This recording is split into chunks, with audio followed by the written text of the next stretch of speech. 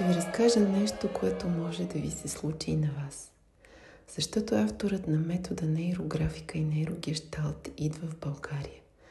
А да рисуваш близо до него, в неговото поле, да сложи линия в твоята рисунка, да усетиш вдъхновението и заряда е безценно.